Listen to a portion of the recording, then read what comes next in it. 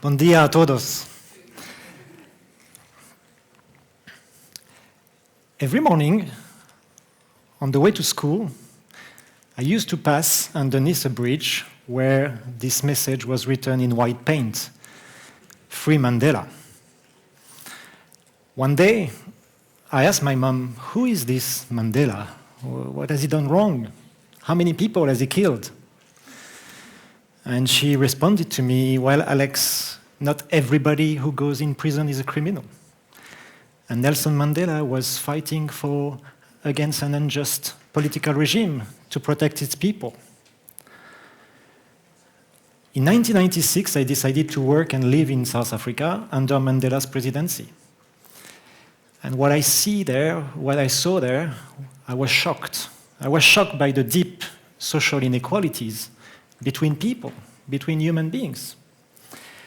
A country, South Africa, which is, until today, the most unequal one on the planet.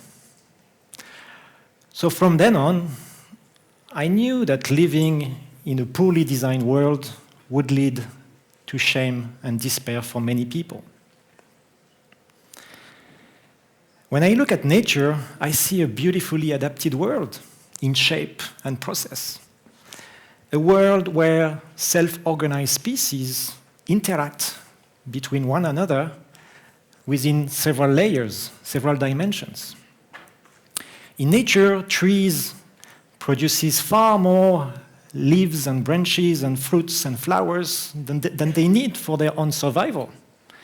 In fact, they feed and they provide energy to an entire ecosystem of living beings. What is even more impressive is that these species regenerate the system they depend upon, thanks to mutualization. Nature knows better than direct competition uses too much energy. Ordered complexity throughout billions of years of design, like the petal of this flower, they are very well ordered, yet super complex. And system dynamics. One action on the systems leads to many replications. There are also very well thought out societies that are in symbiotic connection with Mother Earth. Evolving within a wider spatial relationship and a long time scale, some indigenous communities have designed a decision-making process that many CEOs of this world should be inspired by.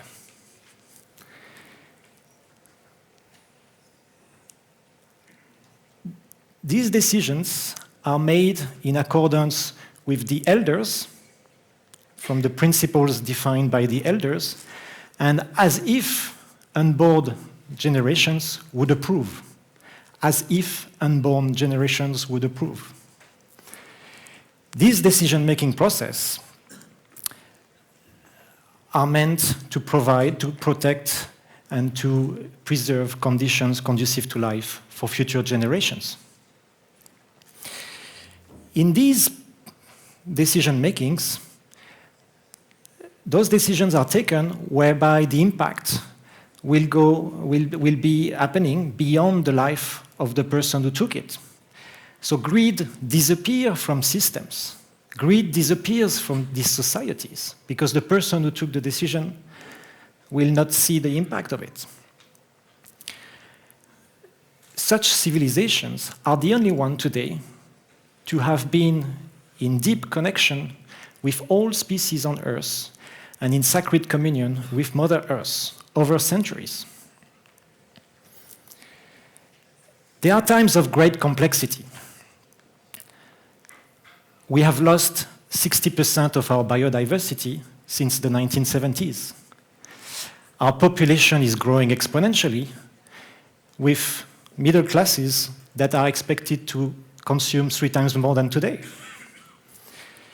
Our material economy keeps on generating waste and pollutions, damaging our environment. So how can we look beyond the current chaos without feeling desperate? Yet we live in this amazing moment where we have the opportunity to shuffle things around so that we design an economy that is at the service of us, humans, and non-humans alike. To achieve this, we need to be the most regenerative species of all time, of all species. We need to be the most regenerative species of all.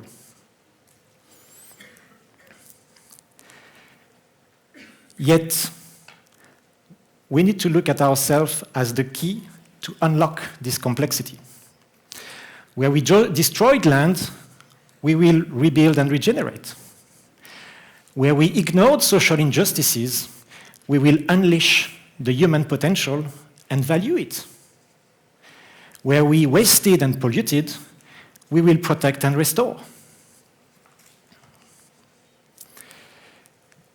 In Anthropocene, this proposed geological era, where human impact is recognized at the planetary level, humans are abundant. They should therefore define new roles and new functions in this new economic model in order to protect life on Earth.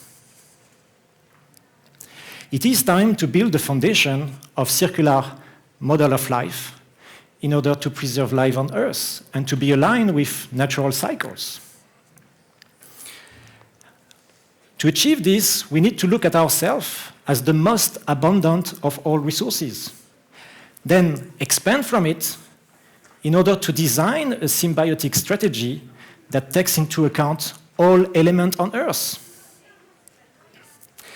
But we need to ask ourselves the questions now that we are shifting economic system. Who are we? What are we here for? Make money?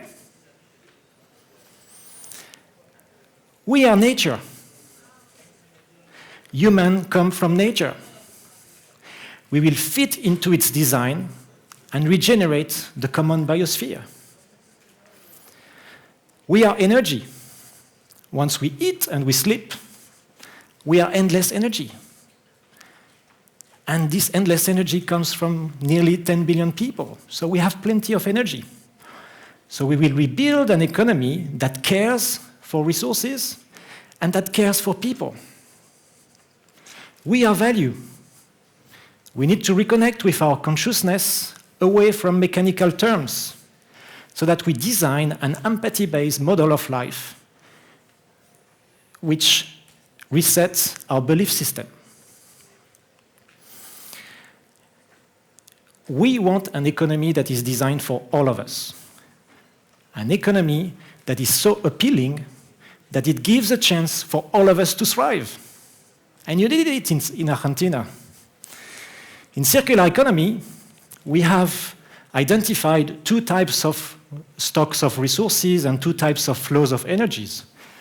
On the left-hand side, the biosphere stock, where nature, food, and non-food elements are circulating in order to regenerate our soils. And on the right-hand side, the technical sphere, where our material components circulate in order for us to live from a material economy.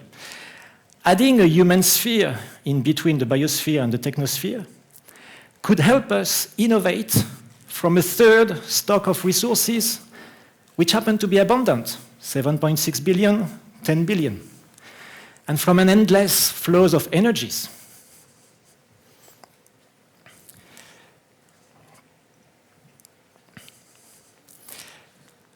Here, a dynamic population is a positive asset. Why? Because an economy that cares prefers abundance. And abundance comes from nature once we fixed it, and comes from humans in those days. Because an economy that cares bans scarcity. We need to ban scarcity in order to protect the resources that are left for 10 billion people. Because an economy that cares generates benefits, moving away from an economy of having into an economy of being, which is much easily tailored to address people's needs. In a service economy, it makes business sense to be more inclusive. It makes business sense to be more inclusive because services are flexible. So from this symbiotic view, we could therefore decide to prefer regenerative activities that will regenerate our common biosphere, and to prefer restorative jobs that will see an economy of repair and caring for all the resources within our economy. How do we adapt to the biosphere?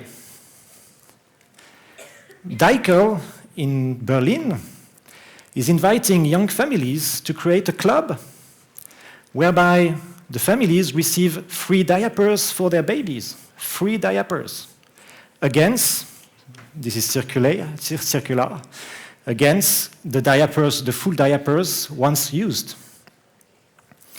These biodegradable diapers, here in green, enters into a fermentation process, in red, here. And that fermentation process produces terra preta. Terra preta is a rich humus from human origin. The very same terra preta which has created the Amazonia forest. Because Amazonia was not created solely by nature. Amazonia was a cooperation between nature and indigenous people. Amazonia is full of terra preta. So the lush forest we know of today, which is disappearing before our eyes, has been done thanks to humans. Back to Deichel, once the terra preta is ready, they produce fruit trees. Once turned into fruits, into jams, jellies, fruit juices, and teas, feed the mother, who feeds the baby, who feeds the planet. The more babies, the better the planet. This is an example of an abundance of resources coming from nature and humans. Now that we have identified humans as a dynamic source of resource, we need to unleash its potential. In Sweden, 2 years ago, the government has decided to drop VAT taxes from 25% down to 12% for any businesses, any startups willing to start a repair-based business. This is a great first step because it unleashes the potential of repair economies. But how about dropping tax on labor? Humans cost a lot of money in a linear economy. But if we drop tax on labor and we increase tax on resources to better protect them, we could unleash the potential of a human sphere. And believe me, the dynamics of our economies would change, Argentina including. Now imagine if we apply the circular thinking into the Sustainable Development Goals. The circular thinking is, like here with waste and pollution, is about to design an economy where waste and pollution should have never existed. That was a wrong design. Now imagine if we add the social dimension to this design by using the circular thinking to design and to see greed, inequality, poverty disappearing out of our system.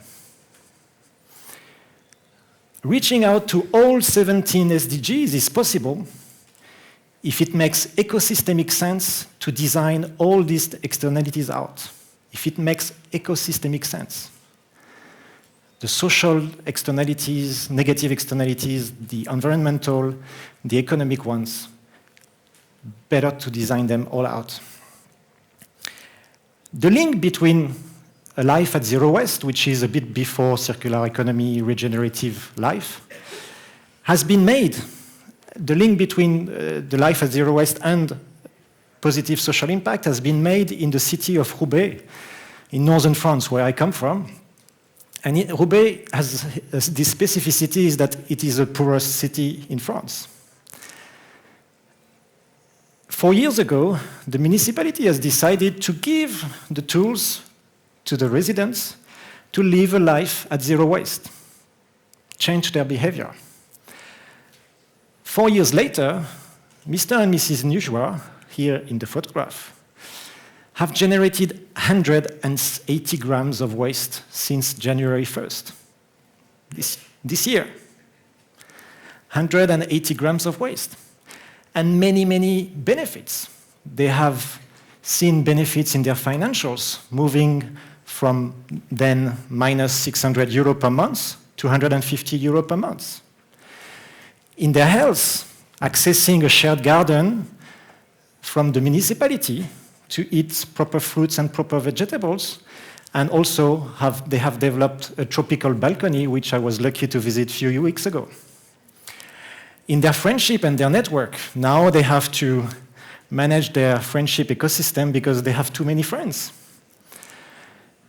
And it's a win-win-win for the city, because the people themselves co-create and sort out their problems.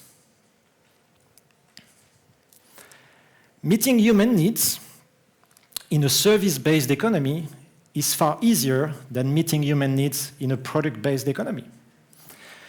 Why? Because in a service-based economy, you don't have to own the product to access its function. The flexibility of the service enables me to have an experience when I need it, when I want it. And the flexibility of this economy could increase communities' choices. On top of that, a restorative economy could grant people's and communities access to a pool of resources that would improve their capabilities. And this is a tremendous shift because Amartya Sen has designed the Human Development Model, which was then adopted by the United Nations. And what Amartya Sen is saying is that human beings, individuals, communities, groups of communities, reaches out to well-being when they see an improvement and a strengthening of their capabilities and choices. So a well-designed service economy could help us meet human needs. As regenerative species, we must protect our environment. And when the environmental functions are missing, we must replace them. Like here, talking about bees. The bees have disappeared from Sichuan region in China. So what do? We wait for the bees to come back? They have decided to pollinate the trees until the return of the bees, so that they can enjoy fruits and vegetables while the bees are returning. Nurturing life on Earth is about seeking for the sources of energies where energy is available. This is where we need to go, a safe and just space for humanity. And as you will see with Kate Raworth in a minute, with the donut economics, we need to get there as quickly as possible. Conceptualizing an economy as if waste and pollution should have never existed in that economy will get us to the safe space for humanity quickly. Conceptualizing societies as if inequality and poverty should have never existed from these poorly designed communities will grant us access to the just space for humanity. Conceptualizing communities as if unborn generation would decide on our daily makings would see the diminishing of rebound in consumption patterns. Humanity needs humility to design a world in a sacred communion with its environment and its people. Past civilization disappeared not because of climate change, not because of resources mismanagement. Past civilization disappeared because of deep social inequalities. They disappeared because of deep social inequalities.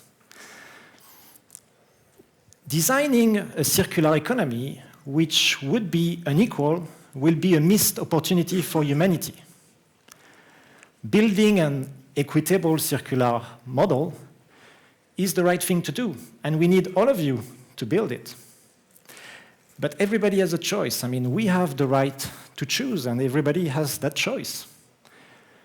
But for my children, and for their children, I will choose a life as if my great-grandchildren, who is not born yet, will decide on my actions from now on. Will you join me on this journey? Gracias.